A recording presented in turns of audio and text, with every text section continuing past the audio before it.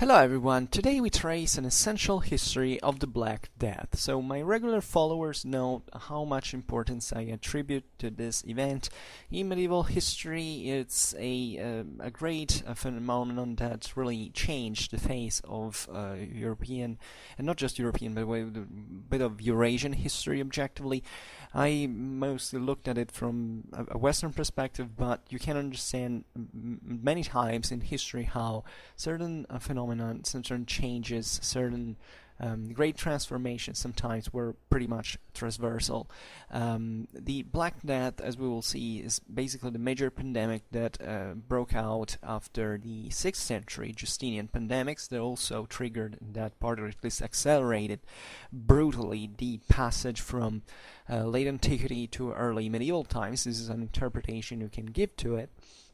And that in the mid-14th century wiped out 1/3 of the European population alone. So this datum is by itself should already give the sheer quantification and dimension of how deep and dramatic and devastating this change was. I discussed about Black Death in its, or better, the effects of Black Death on European society, mostly from a, say, political point of view. In particular, from my view, I think that Black Death accelerated in here the process of the crystallization of society. It went along to a sort of phase of refeudalization of Europe, with essentially a world that remained also socially stratified up to basically the great revolutions of the 18th century.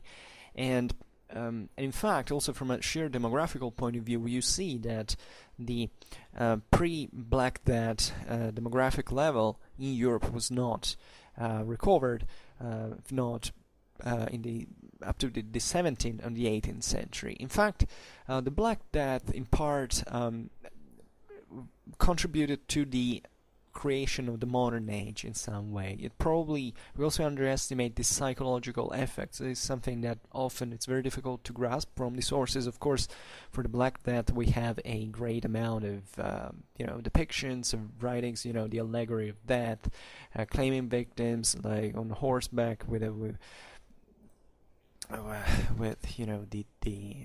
the sickle, the scythe, or that dancing among the living, and also together with with kings, with bishops. So looking at also the transversality of how the democratic character of that in many ways, which is also not really true, because seemingly mortality among the upper classes was kind of lower than among the poorer people, who had also lower immunitary defense and so on. But this is also it's a word that really got upside down by many standards.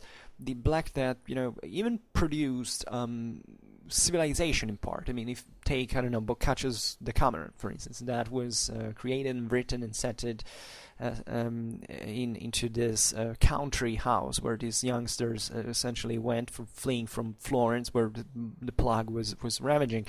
And it's an hymn to life. It's an hymn to the ability of of laughing, of telling funny stories, to look at the world in a even in a positive way, into the drama otherwise of what was happening. And I've been reading several sources of this moment of passage, of transition from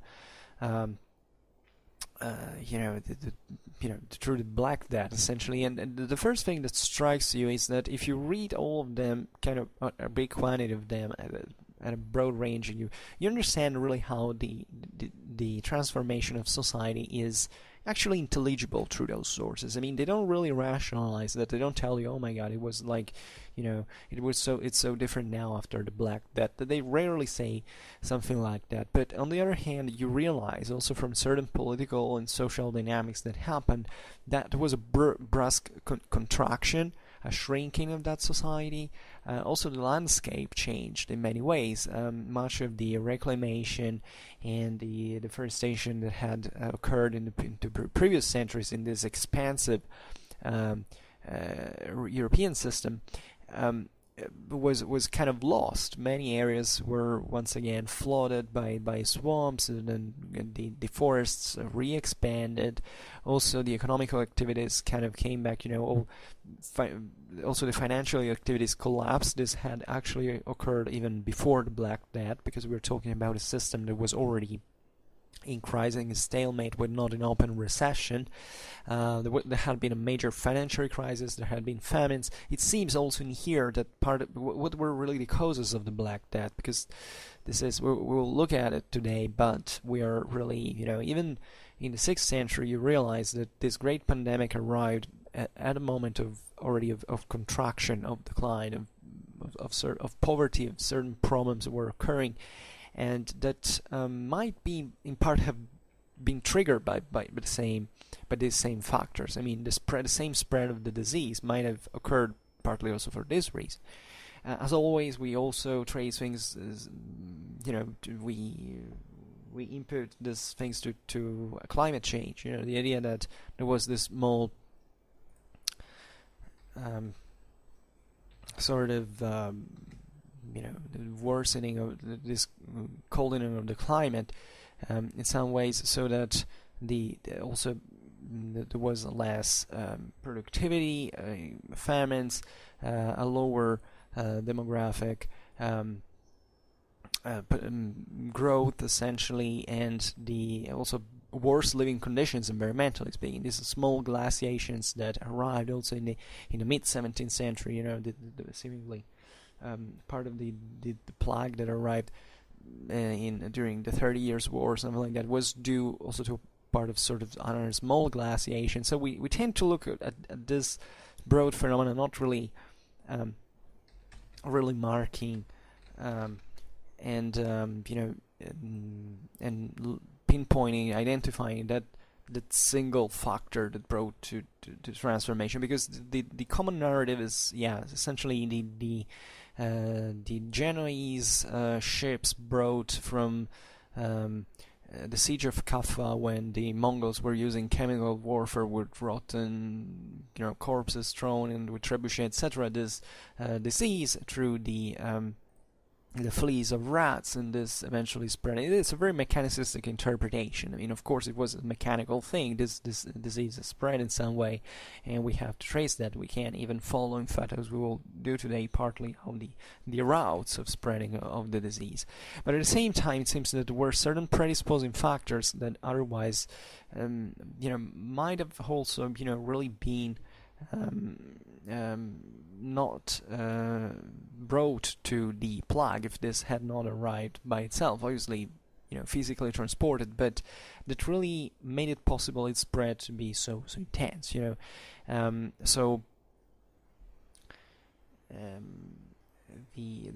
are several interpretations now, and it seems I've been reading some time ago that it was not really because of the rats, fleas, that the disease spread, but seemingly through humans, actually, since the very beginning. So this is kind of interesting. By the way, we're talking about the mid-14th century. I mean, the great Eurasian routes had been opened by the Mongolian invasions. So even if these rats were, bringing this very dangerous bacillus from the Mongolian plains, that where it had remained located, and someone incidentally brought it out there, it still could have happened many times before, since the expansion of the Mongolian Empire in the 13th century.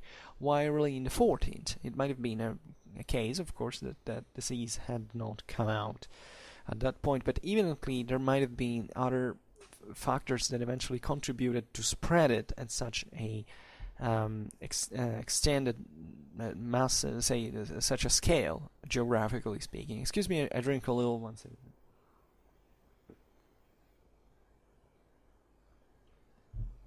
So the idea, in fact, that this apocalypse didn't come because of hunger is probably being rightfully criticized.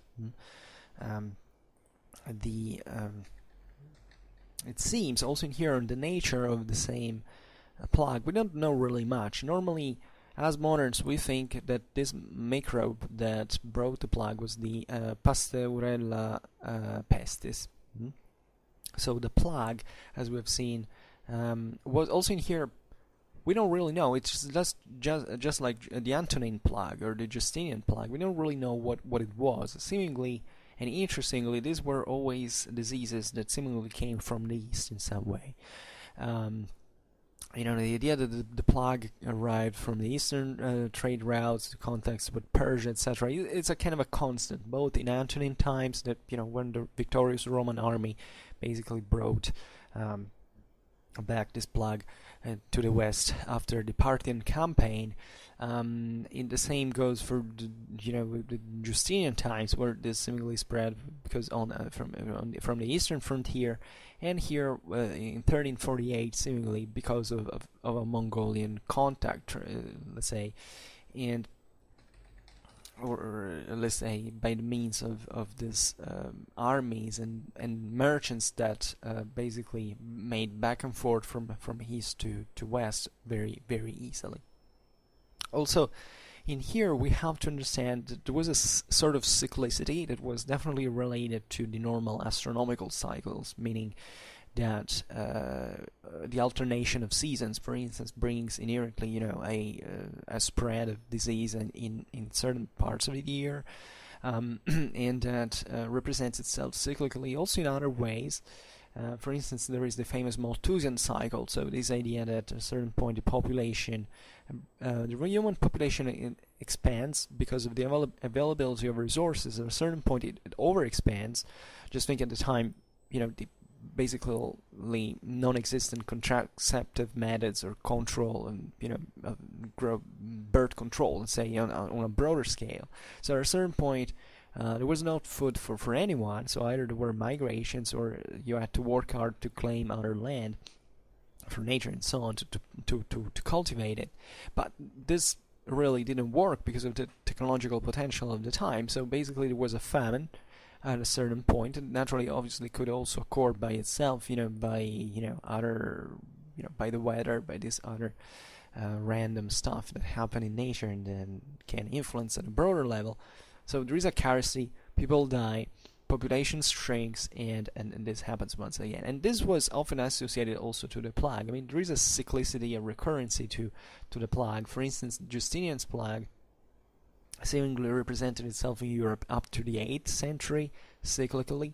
The same goes for the Black Death. I mean, from in 1348 to basically the plague stopped in the beginning of the 18th century. I think that the last epidemic was in Marseille in the 20s of the 18th century, something like that.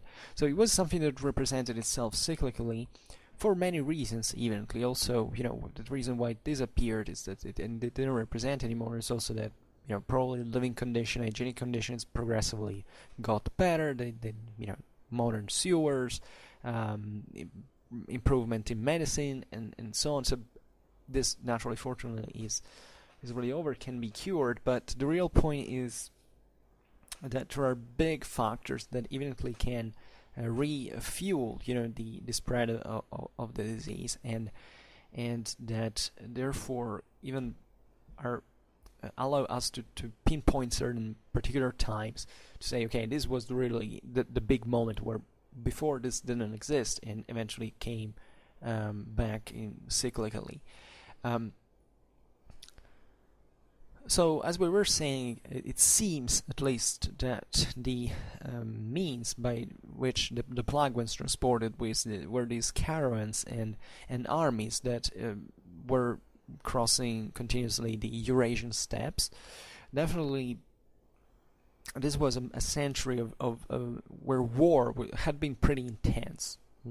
But at the same time, it was also a war that had been kind of emptied and already devastated by wars. So that would have been also the vacuum of through which the plague was spreading, in poverty, in misery, and in all of these events.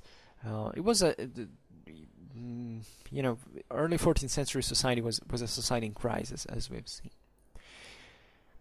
And this particular moment was also, in fact, into Asia broadly meant at the moment of the collapse of the same Mongolian Empire. So it was a moment basically the Great Khanate split up into several other smaller entities that were also re-increasing war, and incidentally also by that time really stopping the transcontinental trade, because you know that the Pax Mongolica had basically ensured also this during the 13th century a very intense contact between Europe and China by land route.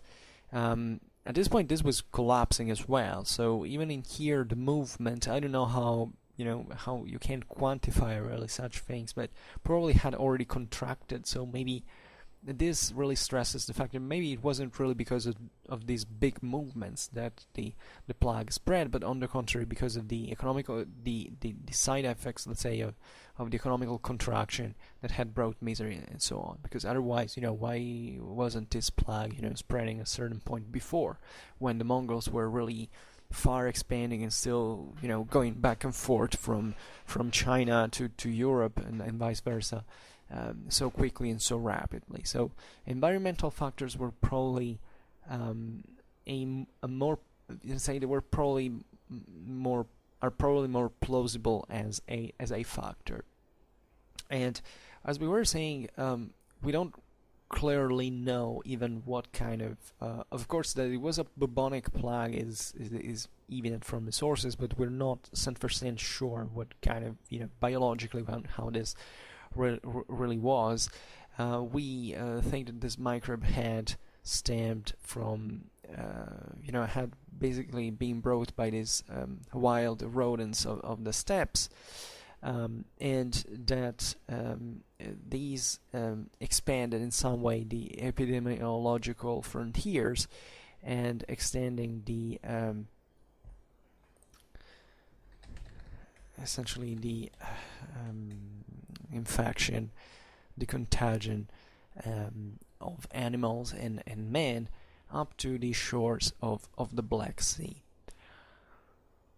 So there is this anecdote that I was quoting before, that essentially the plague arrived on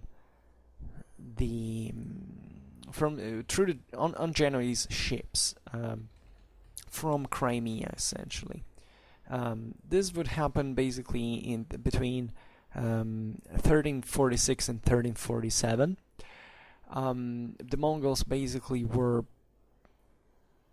using at that point against the Genoese settlers this chemical warfare, let's say, by throwing rotten carcasses inside the fortress, and essentially this generated the spread of disease that was brought back on Genoese ships to Italy. And this is really the plague. Also, I'm not much aware of how much it spread already into Asia. I mean, even in closer countries like in Turkey, for instance, or I don't know, on the shores of the Black Sea all around. I mean, in the Balkans and also elsewhere. But the idea is that this plague was, and also with the rodents, was being transported through the main trade routes, and the main trade routes naturally were chiefly dominated by Italian trade from the eastern to western Mediterranean and vice versa. So seemingly the first appearance of the plague of the scourge was in Italy in the fall of 1347, and from there, in a devastatingly rapid fashion, it was propagated all over Europe. So this initially was a bubonic plague that was transmitted to mankind by these black rats and essentially the flea that lives into these animals, regularly the Xenopsilla chaopis. However, this microbe diversified, and they began to that there was also the appearance of the other forms, like the pulmonary and septicemic ones that at this point, importantly enough, were being spread in even just by inhalation of the microbe. So this was at this point that even human contact brought to the getting the infection, and these were, by the way, even more dangerous than the bubonic plague as well, as such, sorry, in itself. So to whether the anecdote of the siege of Kaffa is true or not, however, it seems clear that at least it was this Genoese galleys coming from through Constantinople from the colonies of the Black Sea, brought it from there, and that's because the colonies of the Black Sea were basically at the the Silk Road had several branches. The main trade at that point was controlled by Venice, but really the Genoese from the Black Sea had this closer contact with the steppes through the Khanate of the Golden Horde from the land route, and similarly it arrived first from there, therefore from this north rather than from the Far East as such. So this was thought to have originated as a plague in Mongolia. Seemingly, the first city that was to fall prey of the plague in October 1347 was Messina. That was one of the most important ports for the East. It had been one of the great bases for crusaders, logistical bases for crusaders on the straits between Sicily and Italy. And from here, basically, it spread all over the island of Sicily, and crossing it up to the western shores. So, at this point, the plague was initially spreading in the great portual cities. So, from here, basically to Genoa, Pisa, and Venice, and only eventually aggressing the internal regions. So, for instance, it reached during the winter Florence in March 1348, then eventually in April Siena and Perugia, and in June it spread also into the north of the peninsula. So the most intense mortality was registered in the spring and in the summer 1348, and while in autumn it basically began to decline, although it didn't prevent the pandemic to present itself also the following year. So in mid 1348, basically all Italy had been hit. Virtually all Italy had been hit by the plague.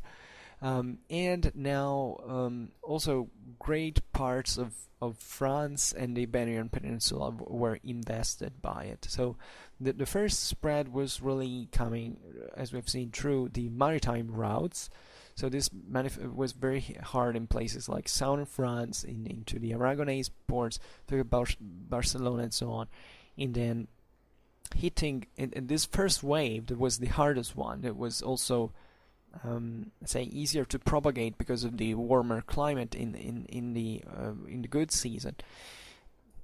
Certain months later, the plague instead arrived to England, in Belgium, into the Netherlands, and spread also into these vast territories of Central and Eastern Europe. And it basically started to claim victims also in the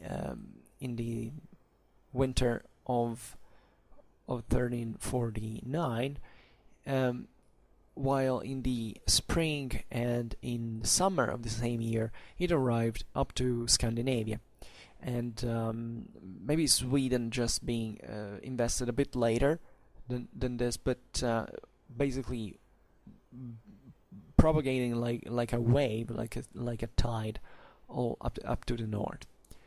So, as we were saying before, the pandemic was so hit very hard over a population that had been already very much devastated by the events of the previous decades, and this naturally hit the hardest in those settlements, like in this housing.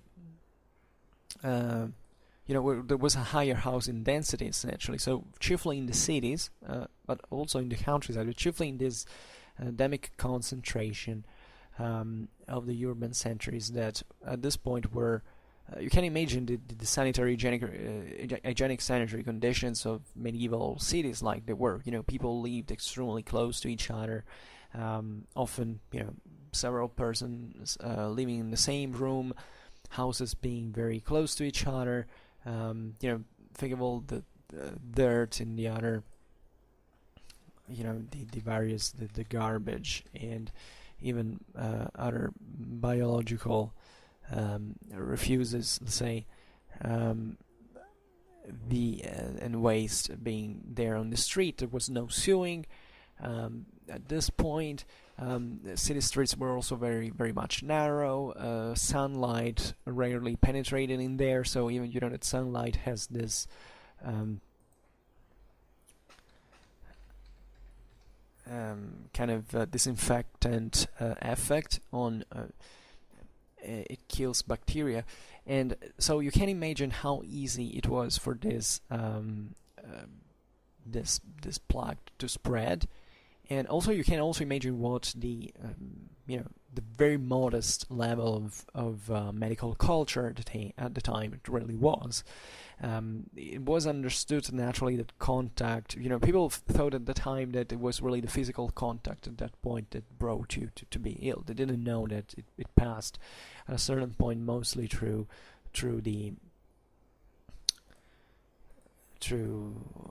how do you say in English? The breathing, the respiratory tracts, essentially. And there were naturally very strange conceptions at the time that were all mixed with, people believed, I've read several sources for which it was normal at the time to believe that it was an astrological reason, that there were certain planets that had aligned, that had brought to this, there had been some things in the skies that had happened that brought this terrible disease on Earth, and all these things. So a society that was deeply scared, very from one side very emotional, but also from the other side very, very capable of eventually recovering this if you look at it in perspective, in spite of the devastation that this had brought. Just think what it meant to live in a place where you see literally 1/3 of people around you dying. So if you're lucky not to die yourself, you have a close relative, friends. So you literally see people dying in the streets, rotten bodies, and they're just thinking, what it means to live. To be a child, for instance, and to live through that, and it's something devastating. Naturally, in a society that already was much more acquainted to death than we are. Today we put death a bit aside. We kind of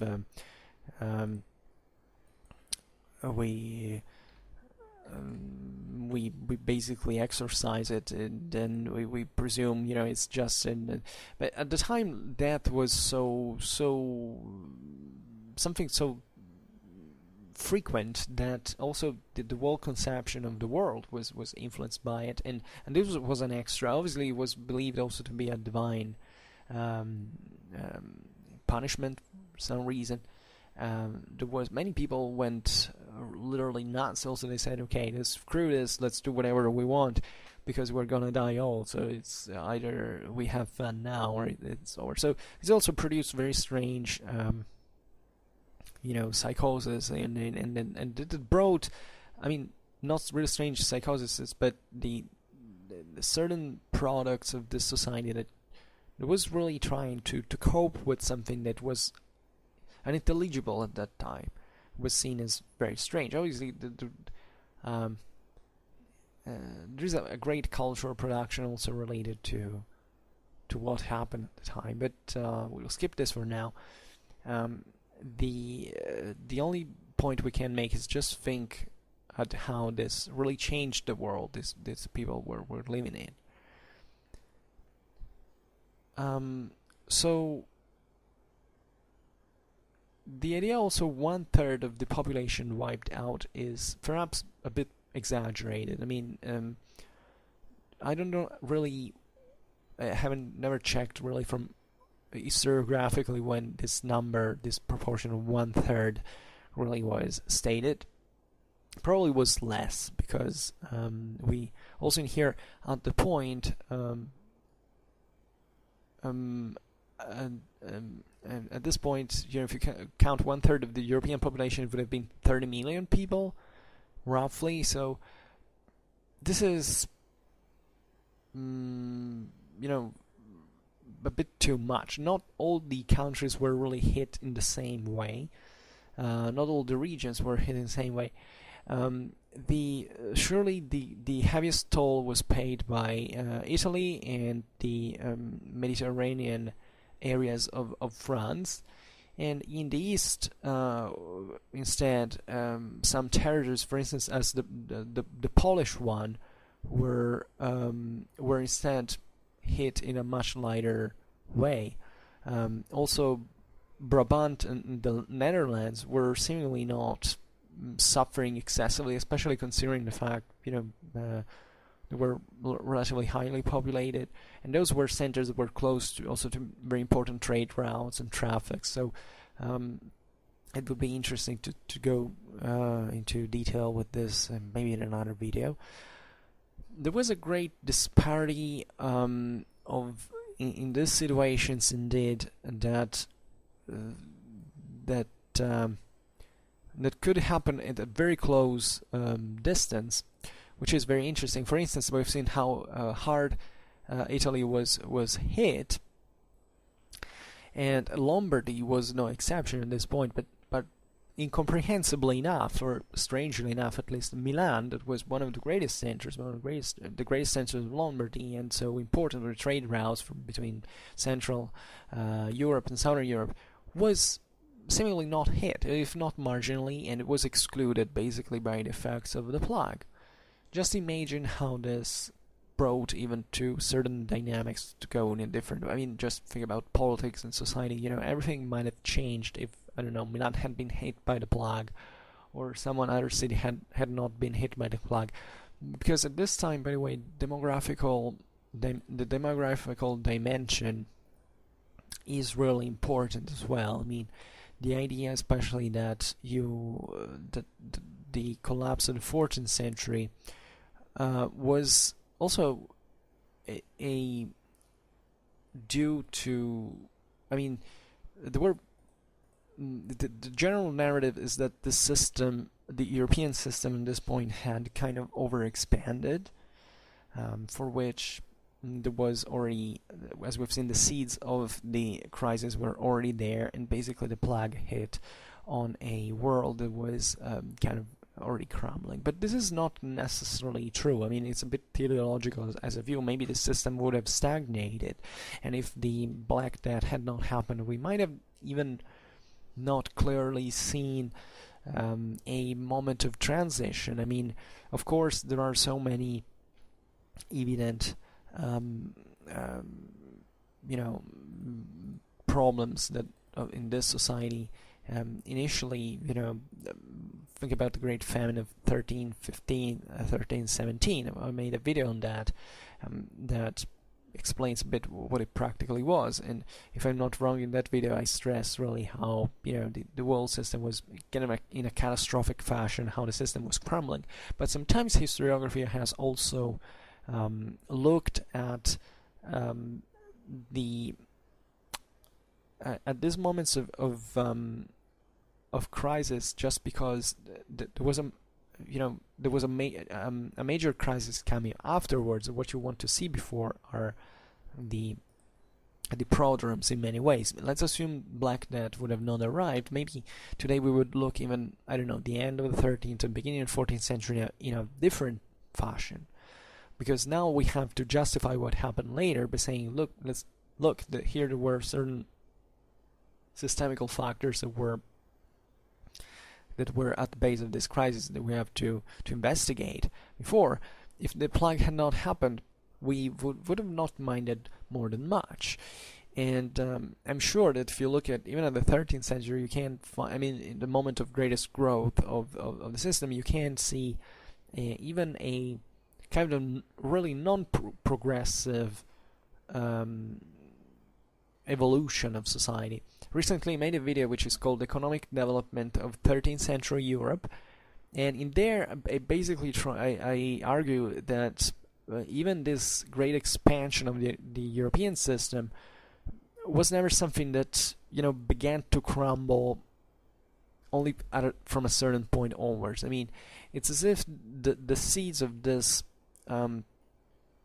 crisis were inherent to how societies really expanded at the time, in a way that to us appears like a beautiful, you know, progressive expansion, and that in reality was essentially instead a series of force and of impulses. I don't know, you can say that were violently trying to expand the system, because there was already kind of not a really of crisis like the one that would happen later, but, you know, certain reasons that are not really progressive that were dictated on very important needs. First of all, the one of searching for new land for feeding the population, because this was a problem. If you look in perspective, this great expansion between the 10th and the 13th century, you realize that diseases and wars and stuff like that had basically increased in these years. So even reading this, the Black Death as a culmination of a crisis that had started only at the end of this expansion is probably inaccurate. It probably, you have to look at how the whole thing had really been expanding up to that point. And by the way, the 14th century is also a century where we even in the first part, and especially in the first part, because the system had evidently expanded in that fashion, a very productive period in terms of sources. Like there is definitely a linear increase of the amount of sources from the 10th to the 14th century. We in the 14th century we start having practically probably also before, but it's really the best documented time at that point, if you see it linearly in chronological order, and we can see much better certain things. But what do we know, for instance, about further crises that might have occurred, between in the 11th century, in the 12th century, that we're not really aware of, because nobody wrote about it, or at least didn't give us a clear picture of the whole situation, so that we tend to emphasize that there was a crisis in the 14th century simply because in the 14th century more was written, and even if there was a crisis, which is definitely the case, and we can observe it historically, it's pretty evident, maybe that wasn't so. It's really the main difficulty here is to quantify the situation. So even with population, we don't really know exactly how many people lived in Europe at the time. I mean, we just have very approximated estimates on that could be. We don't know really about how the world money flow really was. We have certain hints, certain indicators, if you like, that are very useful, very meaningful, and pretty eloquent. But it's as if, historically speaking, we could just follow the narrative of our own sources and not really assessing what was behind that. This is really how history is. How do you think it is really to, that you can measure how certain economical, demographical dynamics were occurred at the time? We obviously don't. We have practically no idea in strictly quantitative terms.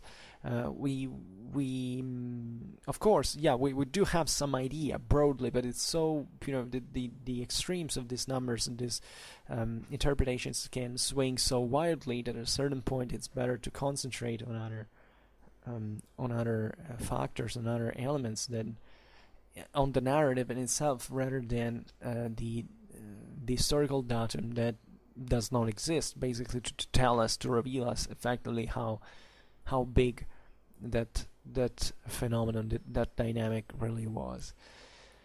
In many ways, it also really depends on who was writing.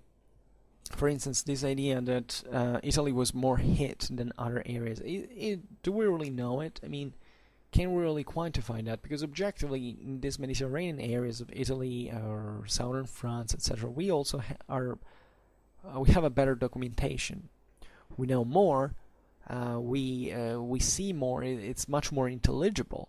If you look at the sources of those areas that we were saying were spared instead by the plague, seemingly Brabant and the Netherlands, well, those were areas that produced consistently less sources than Southern Europe. So at that point, how can you really tell? I mean, it's already very difficult to assess quantitatively what was happening in countries like in the Italian peninsula and so on. What do we know about other systems that really wrote really less and seem even in historiography to have been lagging, I don't know, 1 century behind? So it's difficult to really even state certain things. The only thing we know objectively is that this phenomenon really occurred, and that really whatever it was, whatever the real quantity of this phenomenon, let's say the impact of this phenomenon was, it was something that really changed the history of the continent on so many aspects, and that brought to many important changes in society that were also a reaction that maybe was not even directly related to the Black Death in itself, but in fact for instance, the financial collapse of Europe at this time. All the major Italian bankers go broke at a certain point. The French and the English monarchies didn't have money anymore. This basically brings to a general collapse that, as a result, for instance, brings to a renewed interest in landed property. While the 13th century had seen the rise, especially of financial activities, now the land comes back to be the most profitable asset, and there is a sort of refeudalization. Even we've been talking about this many times in Schwerpunkt, how this brought to the worsening of the living condition of the peasantry. For instance, why is that we believe generally that that the peasants in the 10th century were living in worse conditions than the one in the 14th or the 15th? It's completely false. On average, 10th century peasants lived better than 15th century peasants, because there had been the Black Death in part and had brought, but generally the expansion of more structured powers in general to the objectively to the loss in freedom, to partly also the oppression, of course, of the peasantry that at that point had not enough bargaining power. They had to follow. In here, many people think, oh well, the plague hit mostly the cities. This brought to basically the peasantry to to be wealthier because they were at the base of where food came from. But it's not really like that, because eventually also the cities had to demand it less to the countryside. They were still pretty wealthy places that could also had a lot of precious metals deposited. They could also buy grain from other regions, which also happened. So at that point, even shifting a lot of wealth from the countryside that was at that point gravitating around the city, and basically even re-expanding into the countryside, that had also been hit, by the way. I mean, this had been a cataclysm from an economical point of view that hit the world market, especially in those areas where the countryside was really economically revolving around the city. The peasantry felt the crisis as much as in the city from an economical point of view, possibly even more, especially on the long run. So it's really difficult just think about things like manpower as well. You know, it's obvious that you need manpower at a certain point to re-expand also into these territories that really got abandoned because people had literally died all. So at that point, yeah, manpower is something you need to work, but at the same time, Wu does put the resources. Wu does invest. You know, you still need someone who already has the money. And even if the, you know, maybe plausibly the peasantry had still enough manpower to maybe to cultivate and so on, they didn't have the resources for investing into the expansion into other lands and so on. So they needed someone else investing in there. So it's really rather complicated and difficult even to and what you see also that the major peasant revolts into 14th century Europe were also caused by a general crisis of peasants really starving to death. Think about Jacquerie. It's not really a moment in which, I don't know, the peasants had gotten stronger because, I don't know, the urban centers had been decreased, so they had re-expand. No, it wasn't like that. It was really that the 100 Years' War had really seriously messed up and engulfed the whole France, and now the peasantry were rebelling actually pretty much transversely. There was even also no real coordination between these movements, so it was something that was happening eventually for systematic structural causes in the single at a local level in these lands. What else about the plague? I don't know really. For today, I maybe stop here because I really wanted to make a very short story today of the plague in itself.